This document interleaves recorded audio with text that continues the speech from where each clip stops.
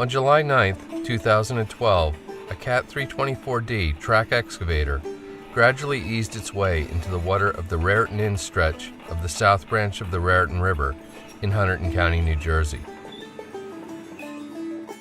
The event marked the end of more than 5 years of effort by numerous groups and individuals involved in the planning, funding, and permitting needed to begin restoration work on the 7/10 of a mile stretch.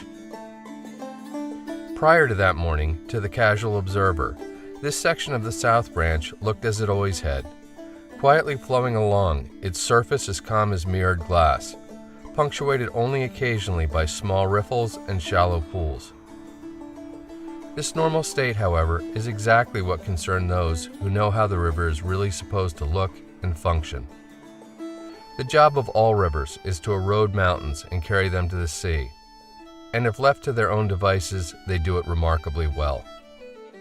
But human intervention, like damming, channeling, and changing the river's course, impede their ability to do this and almost always result in a cascade of problems. In this particular reach of the South Branch, we had a historic dam built out of stone just above the upper bridge. And that actually changed the stream morphology over the last couple of hundred years through this reach. What was happening is the stream started to become more shallow, and we lost our thow egg, or our deeper part of the channel, and in time it became shallower and shallower, and it actually became wider. Then what happens is the river loses its ability to transport sediment in lower flows, sort of like today's lower flows. Any river is going to, be able to transport sediment during a flood situation. The river's raging, it's brown. But today, in this kind of flow, if you have sediment accumulating in your channel, it starts to cover up the insect habitat. Over decades, it covers the riffles, it covers the pools, and the boulders that you see now in the channel, they all get buried over time, and the channel just keeps getting wider. We call it a simplified channel. It just lacks good habitat. This is where the restoration work comes in. In simplest terms, it's like giving the river a good hard push to get it back on track and behaving like it should. Then let it do the lion's share of the work.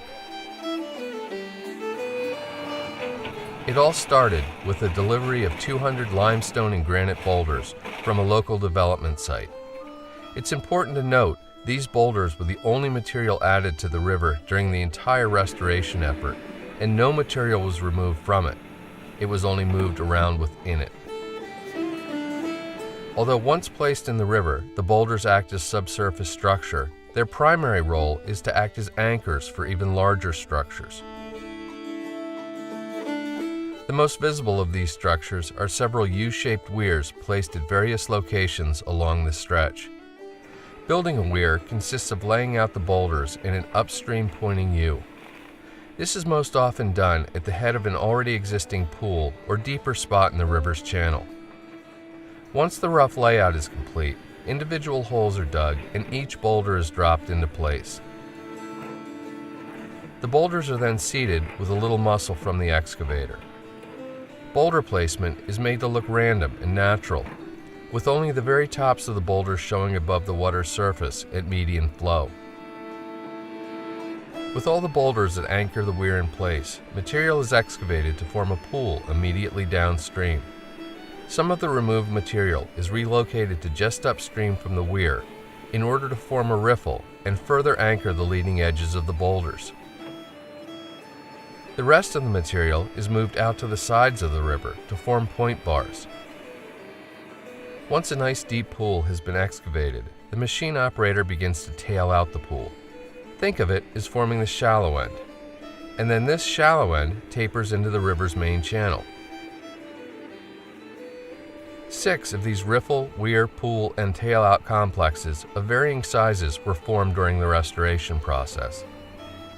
Similar, naturally occurring complexes are part of nearly all wild river systems, and the way they function is truly remarkable.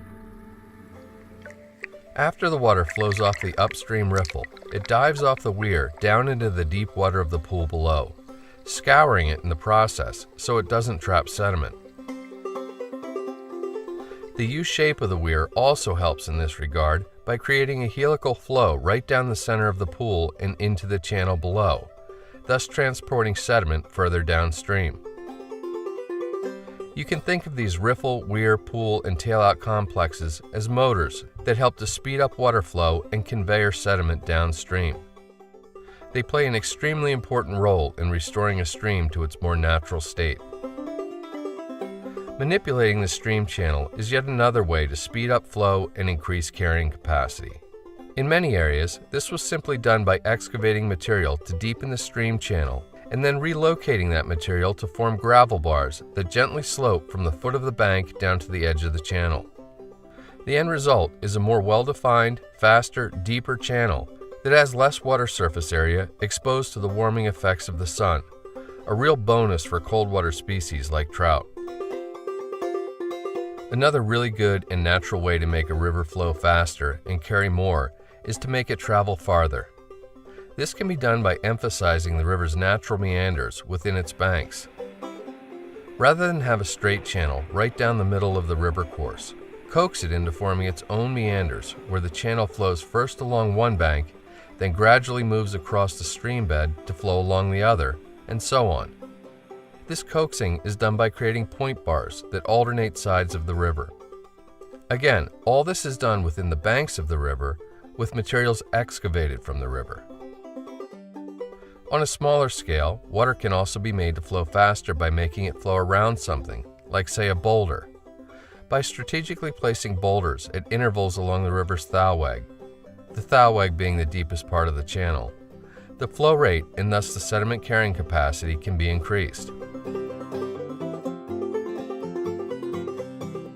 All of this work done to speed flow and help the river move sediment to the sea more efficiently also brings with it a host of biological benefits.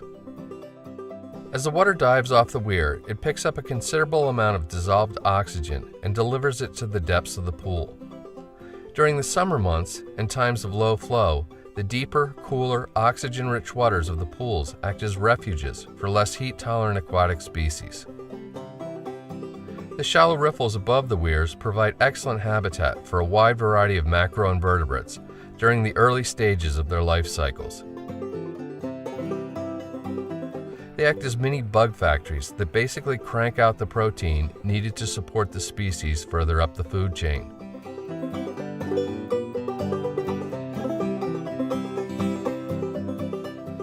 Every effort was made during the restoration process not to damage streamside vegetation, as it provides habitat for many insect species and affords much-needed cover for nearly everything that swims, including juvenile stream-bred trout. The roots of the vegetation also help to stabilize the banks and slow erosion. As a bonus, roots extending into the water create a significant amount of subsurface habitat. In some areas, small channels were excavated right up next to banks that already had good cover. Over the past year, more and more trout have been seen taking up residence in these channels, not only for the cover they provide, but for the food they carry. Other bank areas were purposely left completely untouched because they were known to be havens for juvenile trout or had been identified as having spawning redds. We wanted a healthy river. That was the point of our restoration. We weren't trying to make a great fishing hole for the anglers necessarily. We were trying to let the river be the river again, and to see the spread of the fish in the population from the large stocked trout down to the young of the year. They have hiding places, they have overhead cover, and from top to bottom you have much more available habitat for all of your trout and for your forage base and for your macroinvertebrates too.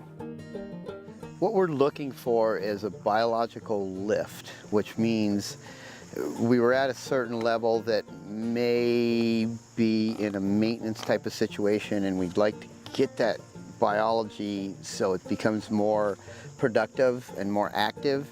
And so by decreasing temperature, increasing flow, providing a lot more spawning area and interstitial spaces in the gravel, which increase the bug numbers, we're kind of increasing productivity. This river is all connected to its riparian zone, and that's called connectivity. You want the river system be connected to its riparian zone. And what we're looking for in the future, and this is 2, 3, 4 years down the line, is a total increase in productivity. So it'll be a biological lift. Biology takes time, so we're talking 2 or 3 years down the line before this is going to be the best kind of thing, and then hopefully stays that way. A full year has now passed since the restoration work on the Raritan Inn Stretch was completed.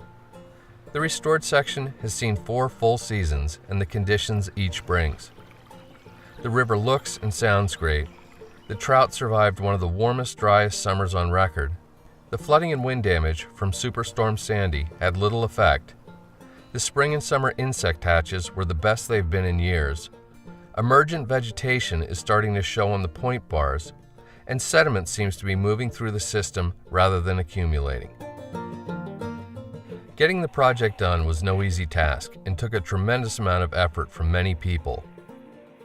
We did all the permits, 5.5 years of permits. We ran against a closed door for a long time, but we kept running. We got it done. You can get it done with time and patience.